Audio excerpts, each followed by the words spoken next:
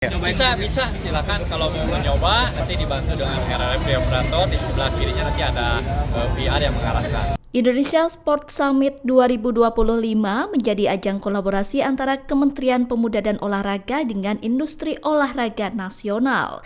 Acara tersebut digelar pada 6-7 Desember di Indonesia Arena GBK Senayan, Jakarta.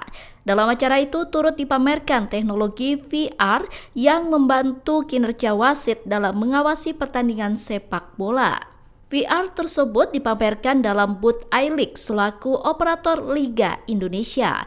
Dalam booth iLeague, pengunjung bisa merasakan pengalaman di ruang VR melalui perangkat asli yang biasa digunakan dalam pertandingan.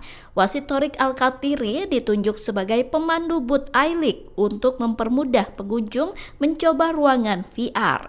Thorik sendiri mengaku dirinya merasa terbantu dengan adanya asisten VR. Sementara itu, booth iLeague turut memamerkan trofi asli BRI Super League dan koleksi jersey dari berbagai klub peserta liga. Mas Thorik, mungkin bisa dijelaskan kehadiran ada VAR juga di sini tuh untuk mengedukasi atau seperti apa nih, Mas? Jadi acara ini untuk mengedukasi masyarakat yang mau mengenal lebih jauh tentang VR.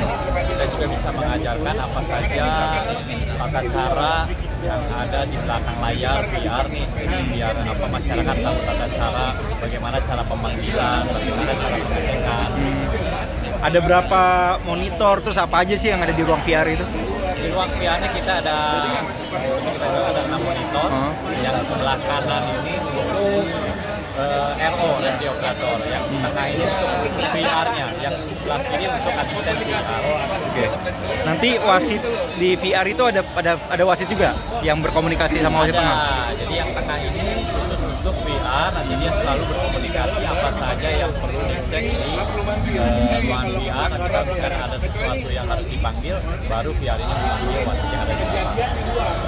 Mas Thorik, tapi kalau secara mekanisme, kalau misalnya wasit VR itu memanggil, keputusan tetap ada di wasit tengah atau seperti apa nih? Dia boleh menolak atau gimana tuh? Tetap keputusan, walaupun VR memanggil untuk merekomendasikan misalkan kartu merah, tetap wasit yang akan mengambil keputusan bahwa itu kartu merah atau bukan. Pun dengan penalti? Iya, dengan penalti, dan semua yang dipanggil selalu wasit tengah yang mempunyai keputusan akhir. Mas, boleh tanya nggak sih? Setahu saya Ya. kan di Indonesia itu sering ada yang panggilan VAR untuk kartu merah tuh. Ya.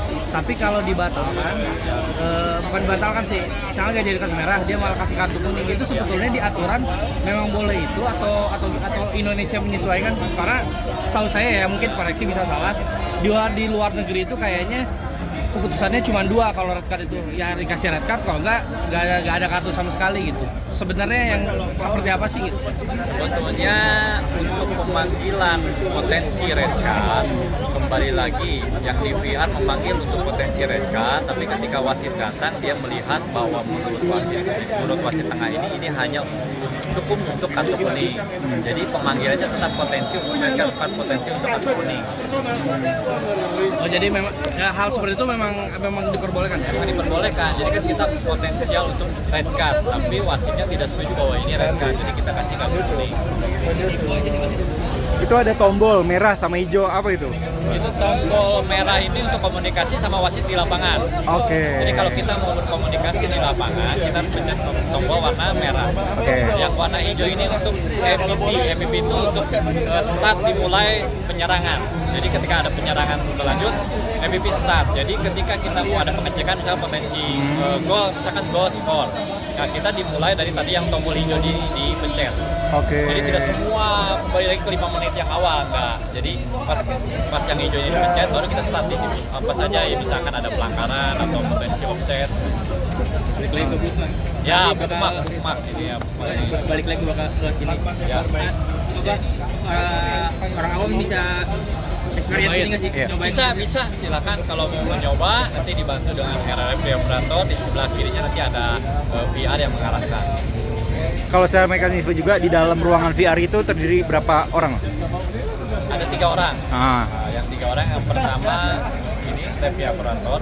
Ini tugasnya kita memberikan kepada wasit VR ini untuk memberikan kamera-kamera mana yang lebih jelas. Contohnya ketika kamera high behind ini tidak jelas bisa dikasih main kamera atau tank, kamera tank. Yang tengah ini VR, yang sebelah kirinya itu asisten VR. Nah, jadi asisten VR ini bertugas ketika wasit VR ngecek ada kejadian possible penalti, wasit yang VR ini asistennya itu live. Jadi takutnya ketika saya mengecek ada situasi penalti yang kedua. Nah, jadi ketika ini tidak penalti, nanti saya tanya ada possible penalti lagi, ada atau possible red card, nanti kasih tahu menit keberapa. Jadi jangan sampai terlewat. Oke. Berarti sejauh ini kehadiran VR untuk wasit sendiri, Mas Sorik khususnya merasa sangat terbantu atau seperti apa nih? Ya sangat-sangat terbantu karena tanpa teknologi VR ini banyak yang kita miss karena mempunyai pandangan yang terbatas. Oke. Nah, kita lihat juga di sini nih ada pengecekan. Apakah perebutan bolanya ini ada pelanggaran atau enggak? Itu kita cek juga di sini. Proses awalnya. Nah, sementara saya bilang ke wasit tengah, referee ini legal apa ilegal? delay restart game, we are still checking. Benar-benar mengambil keuntungan, berarti kita kick point itu harus dari sini. Nah, bolanya yang mana? Karena ini balik lagi ke law of the game. Sebagai hero pun saya juga harus memahami itu law of the game. Ya, Kalau game delay dulu. advantage, kick point itu berarti dari kick pemain attacker yang terakhir. Ketika pemain yang setelah itu rebound bola kan, ngambil bola. Ya, delay dulu. Ini kecurigaannya udah lewat lah, ini nggak offside kan lah? Ya. Tapi kita harus pastikan lagi. Pastikan lagi. Pastikan lagi di Pastikannya mana gimana tuh? kita garis. Oh anjir. Yang mau terima bola yang ini ya. Yang terima bola yang ini kan, berarti kita defender dulu. pakai ini ya? Ini kan defender nih. Defendernya yang mana? Dikasih ini ya? Ini Defender yang defender mana? terakhir kan? Defender player yang ini kan? Yang terakhir. Ini apa? Ya. Dengkul. Nah, jekul. Enggak, di bahunya berarti kita. Oh iya bang. Harus detail juga kita di Detail juga sini. tuh. Ya, Semua juga delay ya? dulu referee. Delay Ini dulu. bahu possible perebutan bolanya legal atau ilegal. Ya, referee delay. Jadi kita harus detail semuanya satu-satu. Oke, Delay dulu, Bang. VAR-nya Delay dulu. menurut VAR-nya ini normal kontak ya, udah kita lanjutin setelah itu. Lanjut EPP-nya. Ya, referee Oke, masih delay, normal. checking offside. Nah, ini kan Berarti tadi lolos kok, berarti tadi lolos.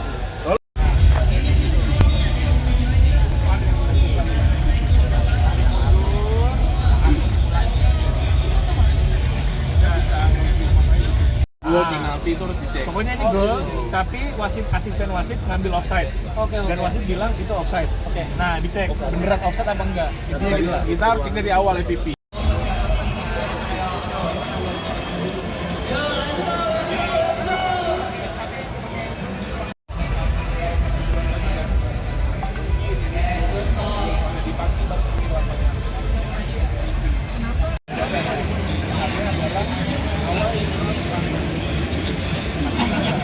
Download Tribun X sekarang, menghadirkan lokal menjadi Indonesia.